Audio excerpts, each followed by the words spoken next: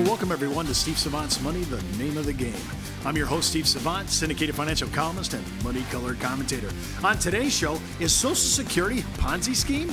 Part 2 in our series on Social Security, America's #1 retirement plan, with nationally recognized Social Security expert Brian Doherty. And I'm hoping, Brian, you're going to tell me it's not a Ponzi scheme. That's exactly what I'm going to tell you, Steve. That's great. Well, before we do that, I want to remind you that if you're saying, I don't know my benefits, I don't know how to calculate the best possible scenario for me, if you go out to Brian's site, Getting Paid to Wait, you'll be able to go out there to gettingpaidtowait.com and you'll be able to calculate, as long as you can get to your own socialsecurity.gov account, you'll be able to plug those numbers in, and it will show you the math and science behind why most of us in the realm of financial advisors, including Brian, who's an expert in Social Security, we believe thoroughly you should wait till 70. Now, he also has a book out called Getting Paid to Wait. I want you to think about, why should you buy this book? And I show a lot of books on my show, but why should you buy it? Because it's America's #1 retirement plan, and most specifically, most of us, our total retirement cornerstone income is predicated on Social Security.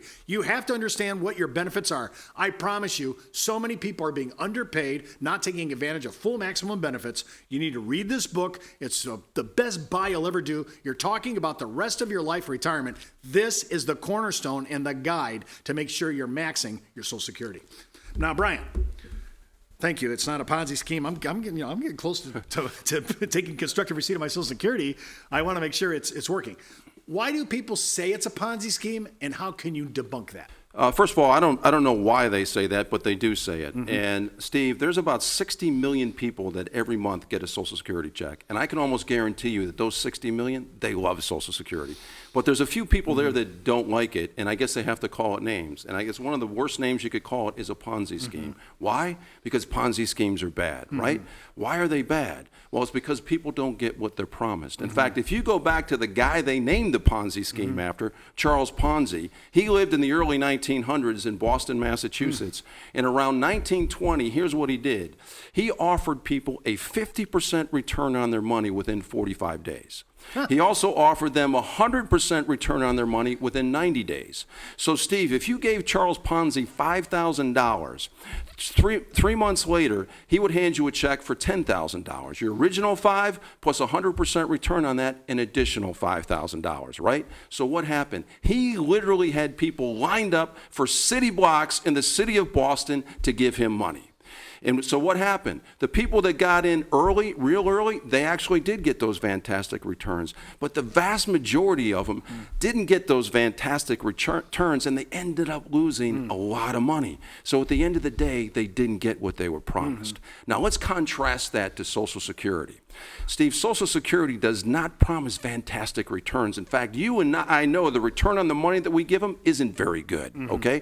But what they do promise, if you contribute, you pay your FICA taxes, and you qualify for Social Security benefits, then sometime between age 62 and age 70, when you claim your benefits, they will tell you to the penny how much they're going to pay you every month for the rest of your life. Can I ask you a question about that? Yeah.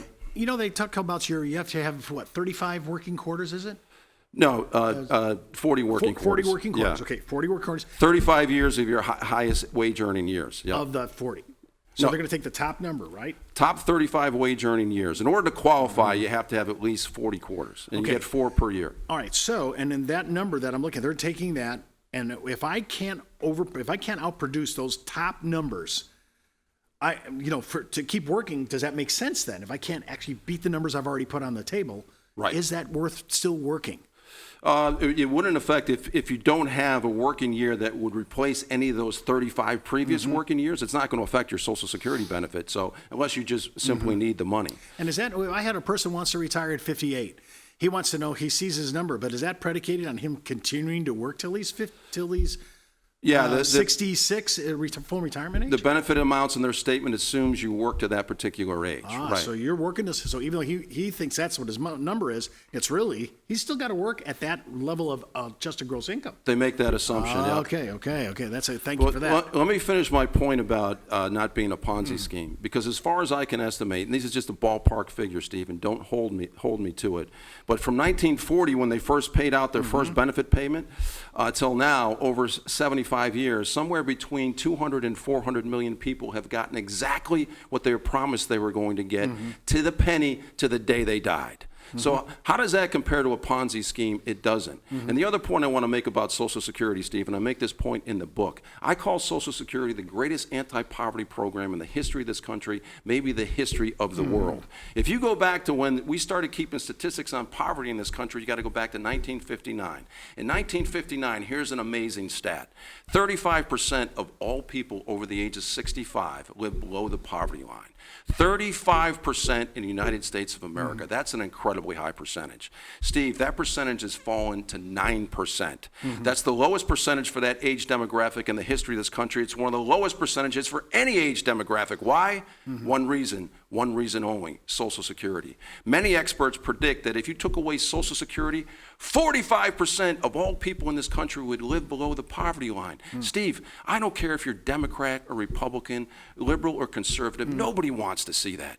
So when you look at it from that perspective, what does it matter what you call Social Security? Call it a Ponzi scheme, call it a Bonzi scheme, call it a bedtime for bonzo scheme. I don't care what you call it, but you also have to call it one of the best there is, because there is. There's no government program that has a longer history of having a positive impact on the lives of hundreds of millions of people than Social Security, period. It's not a Ponzi scheme. And now remember, we're talking, you've got a BA in accounting, you've got an MBA in finance out of Syracuse. And so we're not talking about something that doesn't know what he's talking about and able to put a ruler to this and saying this is what it says. Right. All right. Now I want you to walk through this and walk me through why we shouldn't really have a worry, let's say, because I want to take the anxiety off the table. If I can do it, let's do it. Yeah, okay. Well, here's a statistic from a survey that I think Nationwide did in 2017. And the people they surveyed, future retirees, 78% of them worry about Social Security running out of money. Steve, it's been my experience that percentage is even a lot higher. Because I do a lot of presentations and I ask the question sometime, and almost every hand in the room goes up that Social Security is in a lot of trouble and is probably going to run out of money. It isn't. In fact, in the book, I talk about, okay, let's look at the worst case scenario. Let's look at if the government, the politicians don't do anything to fix the system. What's the worst that could happen? Well, in the year 2034, if they don't fix the system, everybody's benefits will have to be decreased by 25%. So everybody will get 75% of what they thought they were going to get, right? But once they do that, Steve, and this is an incredibly important point, Social Security is on sound financial footing, can meet all its obligations to the year 2090, almost into the next century. When I tell people this, they're like, okay, that doesn't sound as bad as I thought, right? Now, nobody wants to have their benefits cut. So what can they do? What are the simple things they can do to shore up the system for the next 75 to 100 years, no benefit cuts? Steve, I worked with a gentleman that was an actuary at Social Security, a head actuary at one of the major insurance companies in this country. He's an MIT grad and a math genius. We looked at this. Two things we decided upon. One, if you look at FICA taxes, you know, everybody pays 6.2% right on their earnings. If we simply increase the FICA tax from 6.2 to 7%, 80 basis points, less than 1%, Steve, that solves about 60% of the long-term funding issue. In fact, that'll push the date out that they have to reduce benefits from 2034 to 2052. That's a long time. The other thing that they could do, you know, there's an earnings cap. This year, once you earn over $127,000 or $128,700, they stop taking out the FICA tax. Steve, only 6% of all wage earners in this country have earnings that exceed $128,700, right? Only 6%. 94% of people pay FICA taxes on all their earnings. You could simply eliminate the earnings cap, and that would resolve 80 to 90% of the long-term funding issues, but that's probably not going to happen. So here's what we did. What do we have to increase that to in addition to increasing the FICA taxes? You have to increase the earnings cap to about $350,000, okay? Once you do that, along with increasing the FICA taxes by 80 basis points, you resolve the long-term funding issue. No benefit cuts for the next 75 to 100 years. Now, here's some people listening to this might say, hey, Brian, I make a good living. Whenever my earnings exceed $128,700, I get a nice bump in my pay. I like that. I don't want to pay more taxes. Neither do I. Neither do you. You won't like it when you're paying the taxes, but you like it when you go to claim your benefits because your benefit amount is going to be so much bigger.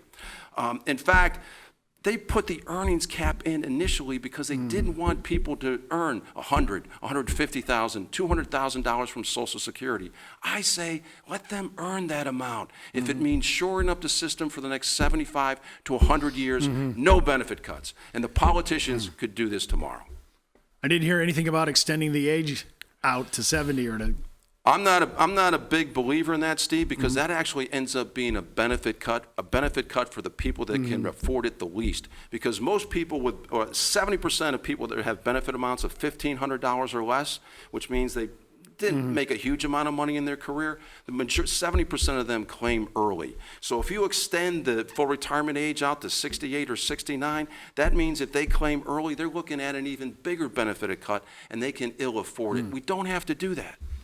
Don't forget to watch our next segment, The One Unclaimed Strategy That Is Costing Retirees Millions in Benefits, Part 3 in our series on Social Security, America's #1 retirement plan. And keep in mind, before moving forward with any of the ideas on the show, always check with your tax consultant, legal counsel, financial advisor, and especially on Social Security, Brian Doherty, because you're going to need his numbers on his site. Now, I'll just read it again, gettingpaidtowait.com.